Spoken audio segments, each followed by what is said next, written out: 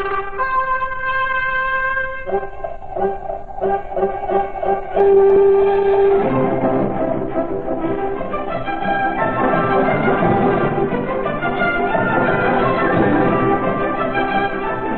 know, I got to write a theme song for our show. You know, I just got to write a theme. You know how Uncle Don had this theme where he'd sing, hello, nephews, nieces mine, I'm glad to see you look so fine. How's Mama? How's Papa? But tell me first just how you are. On your radio, this is your uncle. I've got to, I got to come up with a theme, like good evening, slobs. Hello, losers. Hello, winners. Hello, everyone out there. How are you? How are you tonight? Yes, dancing wood. Oh, it's there. Tasty yeast is handy, dandy for your appetite. I am sorry, Perry, you fluffed it again once more. I'm serious, you know. When all is said and done, I must say this. When all the dust settles, and I don't want this to sound like chauvinism, but it is true. When all is said and done, we really do have a wild, fascinating, great gang here at this station. Isn't that true, Tony? I mean, you can be so close, you can be so involved in the woods, you never see the trees, but not every station has a Barry Faber. They just don't, and it's a good thing, but they don't. And not every station has a Joe Franklin. Joe comes in here with the biggest collection of broken town Broadway types. Have you ever seen them? Trailing press clippings from the gaieties of 1919 behind him. And not every radio station has a Pegeen Fitzgerald who goes to bed at night and dreams of flying squirrels. That's and old Uncle Ed goes to bed at night and dreams of old Fitzgerald. So it's really. I'm serious. And not every station has a John Gambling Jr., who while he's doing his show sits and clips coupons and between records talks to his broker. It's a great bunch. And Martha Dean, I'll tell you, Marion, I'll tell you, she's something else again. If Marion hadn't gone straight at the right time, Marion could have been a great stripper. You realize that, Tony? I mean, she's got... she's got all, it's all there, But nevertheless, we got to get back to, our series. Shall we clear the deck here, clear the atmosphere? Tony, please, bring it in hard there, bring it in there. Deck cleared. Okay, very good. Now you reset that. We may need that later on. I've got a couple of little things here that I'm going to have to take care of before we get the show started here. A kid writes, and he says, Shepherd, I have one request. The kid writes, he says, one request. Could you tell about... Listen to this one, Tony. He says, could you tell about all the girls in your life, starting with kindergarten? Starting with kindergarten? I don't know what kind of a kid this is. What kind of a kindergarten this kid... By the way, it was a girl who wrote this. I don't know what kind of a kindergarten this chick went to, but my kindergarten spent most of his time sitting up there knee-deep in sand in the sandbox, and the only girl that was really an active force in my kindergarten was a lady named Miss Bundy. Miss Bundy was made entirely out of pillows. So, one of those large ladies with a sort of a loose dress, and she had sort of hanging down hair, completely disheveled type lady. The kind of ladies that looked like an unmade bed all the time. And she was great for kindergarten. She was a surrogate mother, and a true mother in the sense that she would sit there at the piano all the time, and we'd be down there in the sandbox. And I remember Miss Bundy playing. She would say, "Now, boys and girls." She said, "Now, boys and girls, come on now, let's go." And it would be, do you remember, could you really remember going to kindergarten, Tony? Well, I, honest to God, remember being in kindergarten. I'm not inventing it. And the high point of kindergarten every day was they would pass out these little half-pint bottles of milk. And, the little cartons, the little ones, see. And straws. Well, I dug the idea of straws. Straws somehow were very festive. I don't know why kids think straws are festive, but that was a very special thing. Because at home, you drink milk out of a glass. Now, my glasses, the glasses that I would drink milk out of usually had Skippy peanut butter written on the side or something like that. Yeah, my mother had a great collection of glasses that had contained shrimp cocktails, you know, the kinds you get at the stores, Skippy peanut butter. We had a set of things called the good glasses. Now, the good glasses only came out on state occasions, Thanksgiving dinner, Christmas, a birthday for my grandmother when they were come over. But in the meantime, we drank out of jelly glasses, was what we really drank out of. It said Ann Page raspberry jelly on the side. And always our glasses, my mother would take the label off, but you'd see little pieces of glue, you know, it's still on it. So that was drinking milk.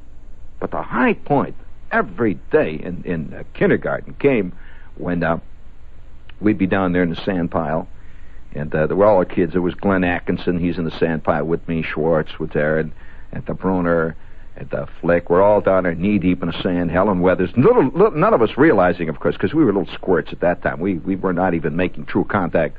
Little did we realize, of course, that stretching ahead of us was this unbelievable phantasmagoria called life. Now, any of you kids that are listening tonight, and you're a kid, let's say you're 10 or 15, I'm going to tell you this, kid, right now, at this point in your life, you can't conceive, no matter how hard you guess, of the stuff that is going to happen to you in life. True, Tony? You just can't. There's no way of doing it. Impossible. Imps one. Totally impossible. Indeedimo. There is no way for you to guess, because who would have ever guessed when I'm sitting there knee-deep in crud, in sand, and I'm making a little hill, you know, the sand hill there, and Schwartz is over there. He's making a little car of sand, and Helen Weathers is crying, and Miss Bundy is setting up the milk and getting ready to play America the Beautiful on the piano, and the walls are lined with our drawings, our classic drawings, like a witch or a pumpkin, a turkey or a Christmas tree or a farm. Kids are always drawing a farm. With the sun hanging, with the moon and the sun, both of them looking down, you know. Kids, boy, your kids bring everything together, you know. You draw the moon, then you draw the sun. I mean, after all, it's up there, too. And then you draw birds in the sky. You draw birds in the sky bigger than the house, you know, big birds. Well, nevertheless, how could any of us have guessed what was in store for us on that yellow brick road that lay ahead? I mean, I could have created. Kids are always writing me, telling me what they're going to do when they grow up. I laughed because how could I have ever guessed that on that yellow brick road, somewhere along that line, I would find myself at 11 or 10:15 at night, talking to myself, following an Al Jolson record. How can you guess this kind of thing? It's impossible. It's totally impossible. I wouldn't have guessed it a year ago, but here it is. You know, there it is. Well, all right. So I'm sitting down there. I remember clearly kindergarten. Now, why do I remember kindergarten? Why, you know, I tell you, the reason some people can remember things and other people can't, motivation. As simple as that. Some people are just not motivated to remember it. And furthermore, it's what happened to you in the situation that makes you remember it. Now, if you spend a day and absolutely nothing happens, it's going to be hard to remember that day. But if during the middle of the afternoon you're walking along 5th Avenue or 47th Street, when all of a sudden you're hit on the top of the head with a 15-pound kosher salami dropped from 5 stories above you, you're going to remember that day. That's as simple as that. You're just going to remember that day, the day you got hit with a salami, right? Well, all right. That's not a bad idea, come to think of it. You know, I saw a guy do a funny thing one day, though, like that. I often wondered what the upshot of it was, what finally happened. This was before you came here, Lee, and we were over there way over in the corner of the building. Now, remember, this building here is 24, 25, 26 stories high, right? Well, we were on the 23rd floor, and we were on the corner of the building there, and all the talent occupied a kind of a communal joint office. Well, the office was about, maybe 10 feet square. There were 120 of us in there, see, and we had this one desk, and we would take turns sitting at it. And it was funny, you know. And we had this one telephone. We'd take turns answering the phone and yelling and pretending like we got an office, you see. And there were all of us in there. Long John, the whole crowd, we were all in there, you see. Well, one day, it just so happened on this day, Tony, everybody was there at once. There, you know, they're all milling around in there, the whole crew. And when you get all the talent together, you've got yourself an interesting oleo of humanity, the various types, and shades, some guys chewing gum, other guys chewing tobacco, other guys sitting on the floor. And we had our scurvy crowd here at that time. And so, if you remember, there was a pretty yeasty crowd at one point. Some of them were heavy drinkers, and if you remember, Tony, it was a very interesting crew. So, it was about 4 o'clock in the afternoon, and I don't know why this happened. Don't ask me the genesis of it. It just is what happened. For some reason or other, there was a tray in there. And this was one of these big plastic trays, the kind that restaurants use when they're catering something, and a big tray with sandwiches and all. Well, it was a big plastic tray.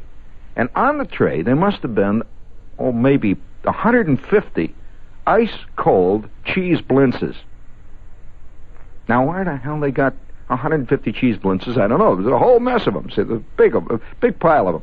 Well, I came into the office, and there they were, you see. So everybody in the talent department are born freebies. I don't know anybody in show business not a born freebie. I'll tell you, they're just freebies. So I came in there, and I says, gee, blintzes. So I rushed over, and I took one of the blintzes, and boy, were they ever rotten. They were not any cold, but I think somebody had sprayed them with DDT or something along the line, because they tasted bad, and they were very limp and very bad blintzes. So I said, blintzes. So I put it down. Well, now, we had a couple of guys who didn't care how things tasted. As long as it was free, they ate it. And, you could give them a rubber hot dog, he'd eat that, it was free, so he ate it, So, they're sitting there chomping down on these blintzes, and they're getting more bloated by the minute, and turning green, and they'd rush out and run down to the men's room, and 10 minutes later they'd come back, start eating them again, A real freebie never gives up. So, we're sitting there with the blintzes, about 150 of them there, and about, it was hot in there, too, you see. It was very hot. It was a warm summer day. And the blintzes, around about 4 o'clock, started to get gamey. They, little green fur is growing on them. So, I'm just telling you the story. I might as well be honest with you. What happened? Well, in walked an executive who shall go nameless. Now, there's always one executive in every organization who's a total ape on neatness. Now, this is the guy that he doesn't care whether the product the company turns out is rotten. He doesn't care whether the wheels fall off the widget that they're making. But what he wants to know is whether or not the mailroom is neat, and that whether all letters are neat. He's got a neatness bit. So he walks into the office, and he says, what is that? And somebody says, well, they're blintzes. Where did they come from? You shouldn't have blintzes here. Don't you know they're Labrador cockroaches? Well, little did he realize he was talking to 38 cockroaches, human type, sitting around there. You don't badmouth cockroaches to a cockroach. So he says, well, Labrador roaches. And somebody says, what do you mean? Who's going to call me a roach? And he says, no, get rid of the blintzes. Just get rid of the blintzes. Well, I had been thinking that myself, because there wasn't much room there, and these blintzes were a big tray of blintzes. And they're sitting on the radiator on top of everything else. It's hot in the place, and the blintzes are getting gamey. Well, and by the way, there was a pot of sour cream with it, see? And the sour cream, honest, had more hair on it than a porcupine. Just fantastic. So, the word had come, get rid of the blintzes. With that, a talent who shall go unnamed, and that talent, by the way, is still laboring here at this radio station. No, it was not me. I'm sorry, it was not me. I must admit that I was not the one that did it, although I applauded. This talent takes the tray of blintzes. Now, you got it. There must have been 100 blintzes on this thing. And I mean, a big stack of them. Where they came from, nobody knew. They were there that day. Nobody in the talent department knew. So he went over and he says, all right, get rid of the blintzes. Okay. And he reaches over, grabs the tray. We are on the 23rd floor. Remember, on the corner of the building. The window is open like 9 feet. He goes, whoop, just like that. Whoop. And for one brief instant, I could see a cloud of blintzes hanging 23 stories above Broadway. They were like a flock of birds. And you could see the sun coming down through the blintzes. It was like a flock of starlings hanging out there. For instance, the blintzes were turning over, and he had a trajectory on it, Tony. He didn't just dump them out. He went, whoop, and these babies flew out of the window, and they were heavy. Oh, these were heavy blintzes, Each blintz went about 4 or 5 pounds apiece. very heavy specific gravity. He threw the blintzes out, and the blintzes went out maybe 20 feet out from the building, and you should have seen them. I looked out, all of us looked out like that, our heads stick out of the window, and you could see the blintzes spreading out. They had lift, of all things. The blintzes didn't just go down in a little mop. They spread out, and they must have spread out when, something is dropping 23 stories. That's a long drop. And by that time, they must have covered a half a block.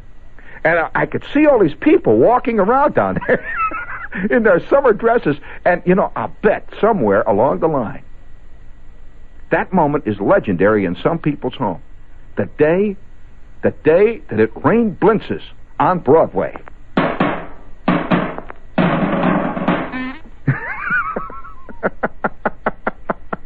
I'm often, speaking of that reminds me, this is WOR, friends. Yeah, it's good old friendly New York.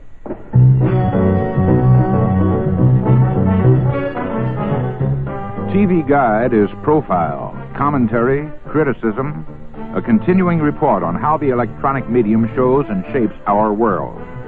The current issue of TV Guide magazine profiles Doris Day. The image is sugar and spice and everything nice. The reality is more complex. Doris Day, up close, the cover story of the new issue of TV Guide. Then read Two Perspectives on America's Morals and Manners, the business of divorce, Hollywood style, and Campus Unrest, a summary of how college activists relate to and use television. Just some of the articles worth reading this week in TV Guide. TV Guide, New York's biggest-selling weekly magazine. America's biggest-selling weekly magazine. TV Guide, on sale everywhere. This is Mayor Lindsay shouting to you from Times Square. If you're having a problem hearing me, that's the problem. Air pollution. 150 decibels of noise is enough to drive a man insane. And in Midtown New York, it's already at 77. Noise is our fault if we use steel garbage cans instead of plastic.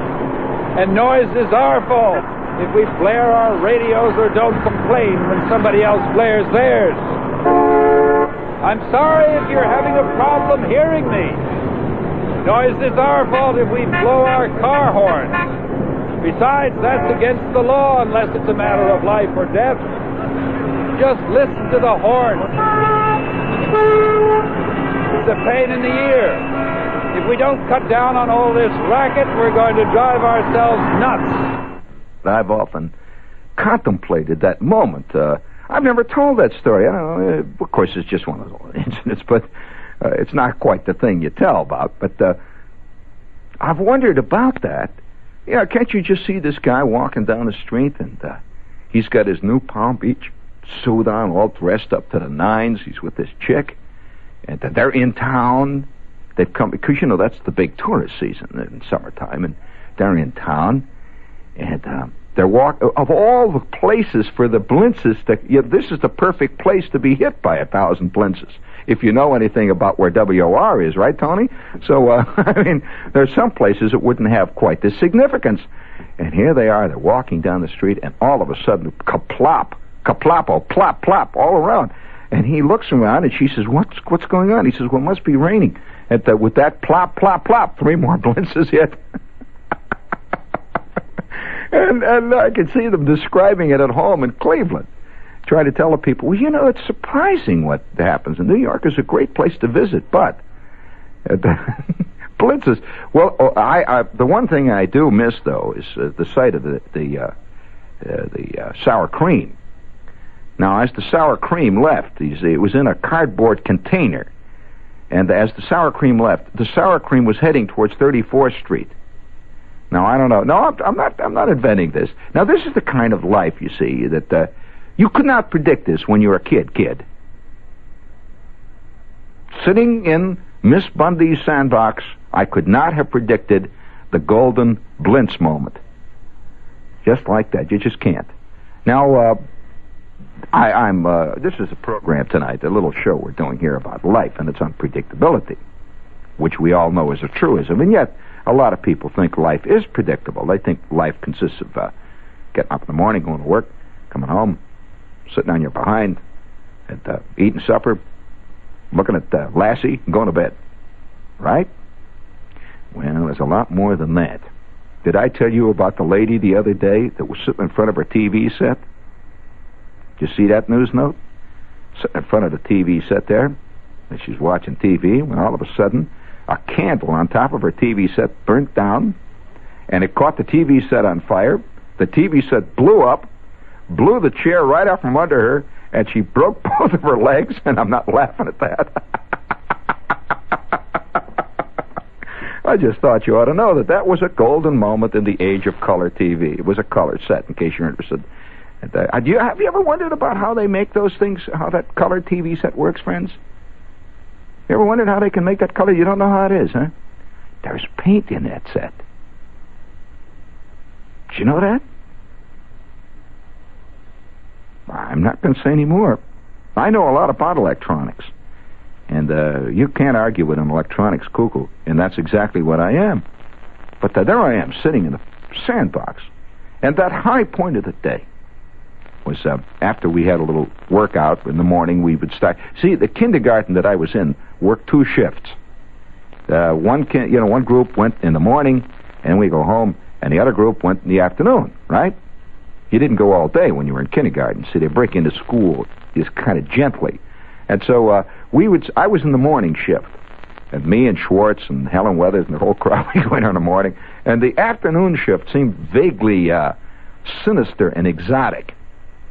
And somehow they got a different kind of kindergarten than we did. And I wonder how much that affects people's lives in later years. I don't think this ever comes up in a Freudian analysis, that you were assigned to the morning shift in kindergarten, and other guys were assigned to the afternoon shift in the kindergarten, and from that day on, you always hated the morning, and hence you became a night person. I'm just curious. It could very well be, you know. And kids who only spent the afternoon in the school, the morning was a time of freedom.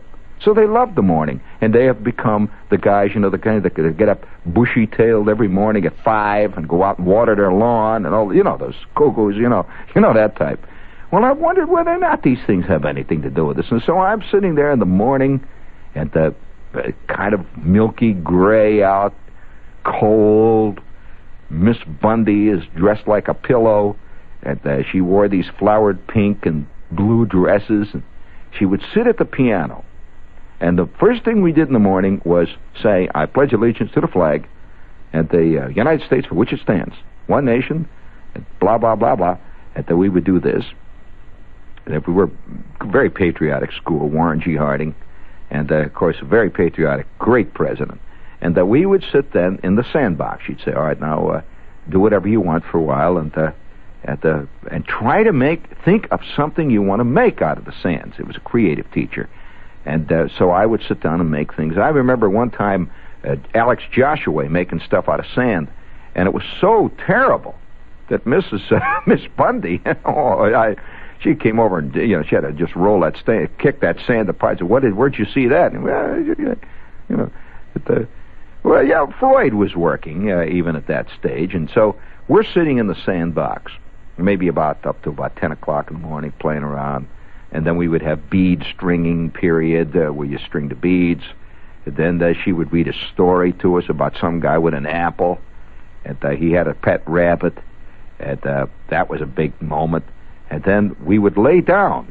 Did you ever have nap? Do you remember the nap scene? We would lie down, and we had cots. And they would open up the cots, and we would all lie down. And they would pull the shades down. And that would go for about 15 minutes. We're taking a nap, quote. Boy, if there's anything, even the word nap now raises the hair on the back of my neck. I hate the idea of naps. Naps. Naps are things for little mewling babes and elderly gentlemen with no teeth. Funny. And so after the nap, though, there was one big moment that came after the nap. Miss Bundy would say, all right now, boys and girls, it's milk time. And then she would ask us a question. Now, where does milk come from? And a hand would go up, and Eileen Akers would say, a moo cow. That's right. Now, who grows the cow? Is it a fireman? Is it a mailman? Would you tell us, Alex? Silence. He had an IQ of -3. Silence. She'd say, oh, I see. You've forgotten. Now, how about you, George? That's George Doppler, who had an IQ of 107, but was already working to be in the mafia. George, who is it that grows the cow from which we get the milk? And he'd get this curling lip, like, oh, what a stoop. You mean you don't know that? Well, you stupid old bag. And he'd say, what do you think, a farmer? I said, that's right, George. Now, who brings us the milk? Is it a fireman? Is it a policeman? More curling of lips. What a stupid. By the way, do you know that this is what turned me against kindergarten? I mean, I knew all this stuff cold. I mean, really cold. I just knew. And already alienation was setting in. I was alienated in my kindergarten. And all this palaver to get that crummy bottle of milk. So she says, who brings the milk? Now, girls love that kind of stuff. Girls take to the academic world, don't they, Tony? Love it. They just like ducks, flapping around in the water. They love this. So instantly, Pearl. There was a chick named Pearl, squirt, black hair. Pearl, a milkman. That's right, Pearl. All right now. Can any of you tell us just what, besides drinking milk, what are some of the things that we can use milk in? How do we use milk? Everybody knows that milk is great for spilling on the floor.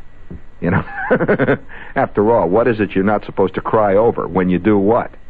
And so, where is it? Well, after this 15-minute inquisition on milk, Miss Bundy would then say, all right now, which two of you want to go and get the milk for us now?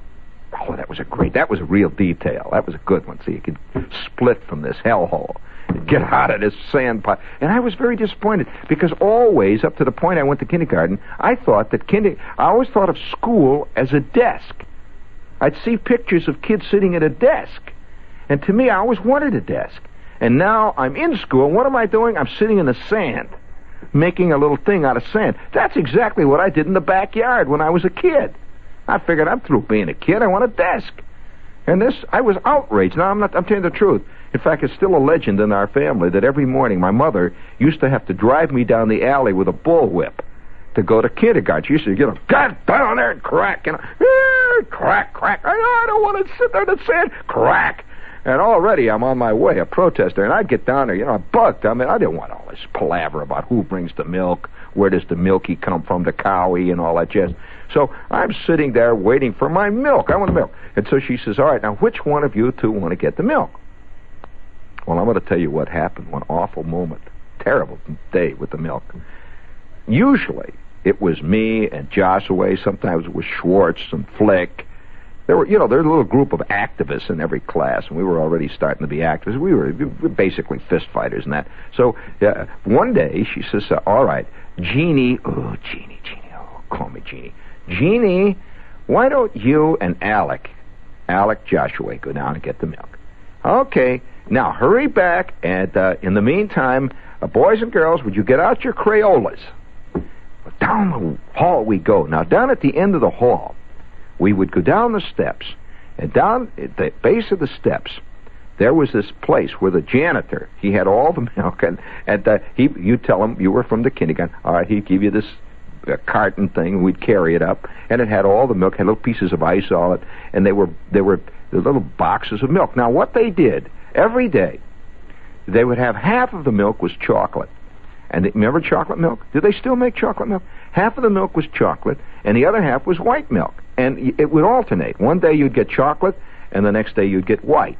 And the kids would be half and half. And of course, every kid wanted the chocolate milk. It was always a great day when you go in. It was chocolate milk, and sometimes you'd trade, but generally that was big. So Joshua and I have got this milk, and we're coming back, And we get about 20 feet away from the basement when Joshua says, I'm going to drink my milk now. And he was chocolate. I was white. So he takes the chocolate milk and he starts drinking the chocolate milk. And I says, give me some of it. And he said, no. You know how kids are. So we're both carrying the thing, and he's sucking his thing with a straw. And he says, no. I said, well, I don't know why I did it. I says, I want some chocolate milk. So I reach down and I take a box of chocolate milk and I suck it up.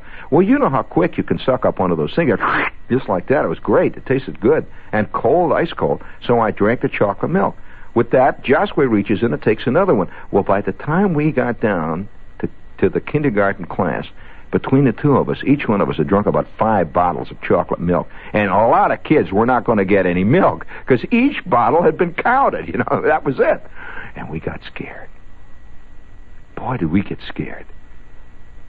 We didn't know what to do. We're standing outside the door with the case, and half of it is empty. And here, you know what we did? We did a terrible thing. We stuck the boxes back in the case. You know how little kids are. They don't think.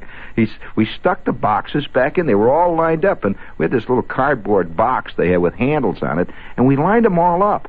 And we put the tops back on. It's the only thing we could think to do. So we took the milk in, and Miss Bundy takes the milk and she starts to pass it out. Well, of course, obviously, an empty bottle of chocolate milk does not quite weigh the same as a closed-filled bottle of chocolate milk. She says, what's this? It's empty. Me and Joshua sitting there. She says, what's this? Well, look at this. Half of these are empty. Well, she knew what happened. She obviously drunk the milk that belonged to all the other kids. Well, now, had Miss Bundy been an ACLU member, for example, this would have been her, a real Spock cuckoo.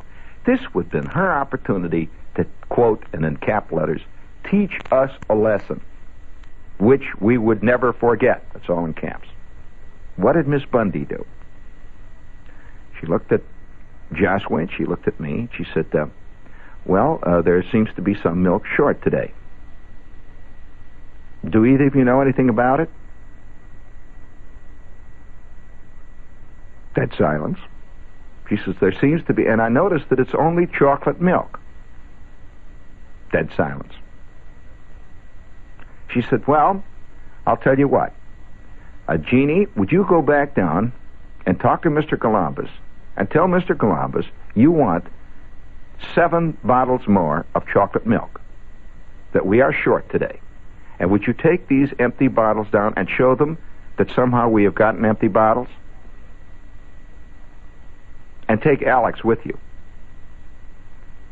So we go down, sheepish. And the human mind is funny. By the time we got halfway back to the basement, we were both totally convinced that they had given us empty bottles. Oh, you can tell a lie to yourself so much that you ultimately totally believe it. And in fact, we'll go up on the witness stand and swear to it and actually believe it. I don't mean be a phony, really believe it. So we get back down to Mr. Columbus, and here's old man Columbus, who was the caretaker. And I remember Columbus always down there mixing ink. They had this powdered ink. He was always mixing ink. We walked down, and Mr. Columbus was sitting down. I remember he was eating a sandwich, big sandwich, down in the basement. Do you remember the basement of your school? Well, there it is, our basement. And I didn't go down there too much, except when I get the milk. And so I walked down, and Mr. Columbus is sitting there. He says, what do you want? Are you kids? And Joshua said, you gave us empty bottles. He said, I did what? You gave us empty bottles.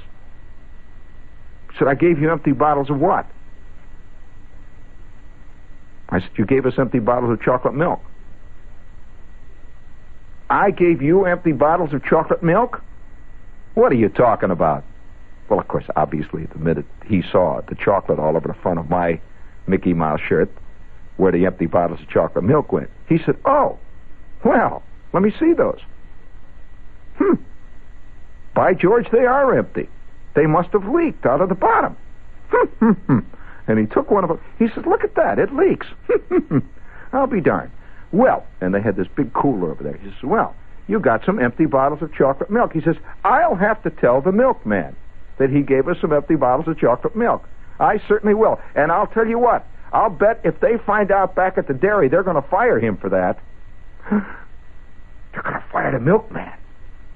Me and Joshua drank the chocolate milk, and now they're going to fire the milk. Here's old Galaba. He says, I'll bet they're going to fire him. He probably drank it. All right. Okay, let's see. How many bottles? 1, 2, 3, 4, 7. All right. He goes, I'm going to get 7 bottles. He says, take these back. And he says, now, you see, they're all filled.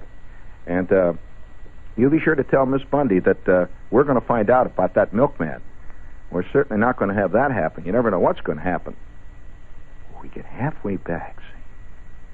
And Joshua is beginning to worry. His old man was a bread man. He knew about these things. And my old man worked at the dairy. That was the final kicker. See, we're but because I knew, that there are such things as milkmen. And I'm walking back, and the two of us got the 7 bottles, and we've got it in a cardboard thing. We're carrying it. He put them in a little box for us. Joshua starts to cry. And I walked into the room. I didn't cry. I was never a crier. I mean, even my closest friends will tell you today that I never cry. And so, except, unless there are some things happen, naturally I cry then. But I am not a man with a heart of flint, right, Tony? And so, everybody knows that, but I don't cry. And so we walked into the room, and all the kids are sitting around with their Crayolas and that manila paper and drawn away. We've got 7 bottles of chocolate milk. And Miss Bundy says, well, I see you have the milk. Did you tell Mr. Columbus that we got 7 empty bottles of milk? Yeah. What did Mr. Columbus say? Well, tell me, what did he say? Well, am I going to have to call Mr. Columbus to find out, or are you going to tell me what he said? Now, come on, you can tell me. It's all right. He said that milkman must have drunk it. Well, what did he say he's going to do about that? Well, he's going to maybe get the milkman fired. Oh, I see. Wouldn't that be too bad? Well, after all, he did drink the milk. And it's too bad. He probably has children just like you.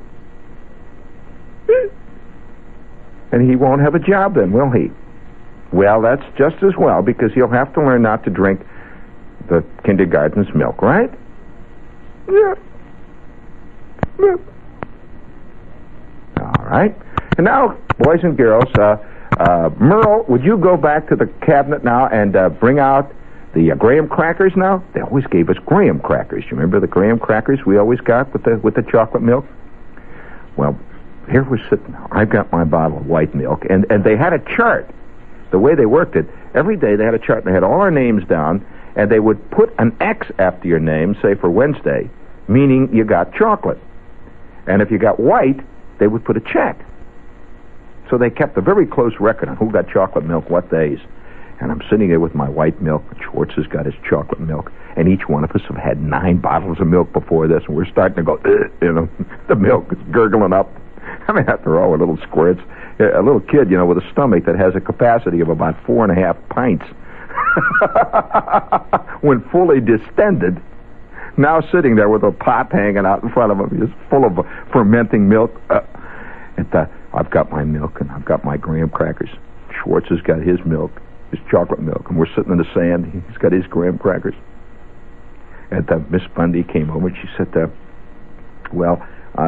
don't you boys and girls worry, she said to me and Schwartz. So she always referred to all kids as boys and girls, no matter who was there. She said, don't you boys and girls worry, that it'll be all right. Mr. Columbus will don't worry, he won't be bad to the milkman, but he's just got to learn that he should not drink other people's milk. Don't you agree with that? Don't you think that it's just wrong to drink other people's milk? When other people want their milk and other people don't have the milk, don't you think it's wrong, huh? Don't you? Well, don't you think that the milkman should learn a lesson? After all, he's a grown-up man. He should know that other people, especially little children, they need their milk. And just think what would have happened had we not had some extra milk. Some little children would have gone without milk right here. Maybe little Eileen Akers. Yep. Well, I just wanted to tell you, don't feel bad. It's going to be all right. And the milkman will probably trial. Maybe they won't fire him. Maybe they'll just give him a good scolding. Yeah. And then Joshua finked. Finked! If there's anything I hate, it's a fink! A fink! Joshua started to cry. And Miss Bundy said, what's the matter, Alec? Oh, that's all right, Alec. What's the matter? She said, what's the matter? Do you have to, No. Well, what's the matter, Alec? You know, I know Alec Joshua. To this day, he's a grown-up man. And he still lives in the same town. And once in a great while, I meet Alec Joshua. And there are certain areas we do not discuss. And sometimes, he's grown up. He's with his wife. If I ever told his wife she married a rotten, stinking fink who finked, I'll tell you what he did. She said, what's the matter, Alec? Is there something you want to tell me? She said, well, you can tell me. She said, whisper it in my ear.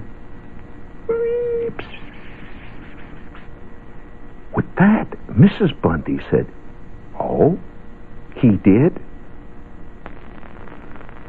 I said, no. She turns to me, and she said, you're a naughty boy. You are a very naughty boy. And I think you won't have any chocolate milk for the rest of the week. I sat there. And Joshua sat there. And he's sucking up his 9th bottle of chocolate milk for the day.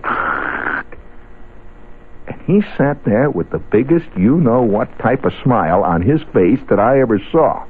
If there's anything that a little shrimp in kindergarten likes to do, it's to see another little shrimp in the kindergarten get fed to the dragons. They are sadistic. Don't you come and tell me little kids are beautiful creatures. It's right out of the Lord of the Flies. I said to him, what did you tell her? And what do you think he did? Ooh, now he's going to cry. We sat there through that whole day. And I just want to tell you, that golden sand in the sandbox turned to ashes. Ashes. And it was that moment in kindergarten that I learned a lesson about mankind which has never left me. And by the way, I still am kind of cuckoo over little half-pint bottles of milk. I mean, I love them. With graham crackers. But I learned a lesson. Now, just exactly what that lesson is, I am not at liberty to divulge. All I got to say is don't get close to me. That's all. And when you are close to me, keep a sharp eye on me. I learned that he who thinks first thinks best. Right? Bring it on big. He who thinks left gets laughed at and often fined. Bring it up, Father.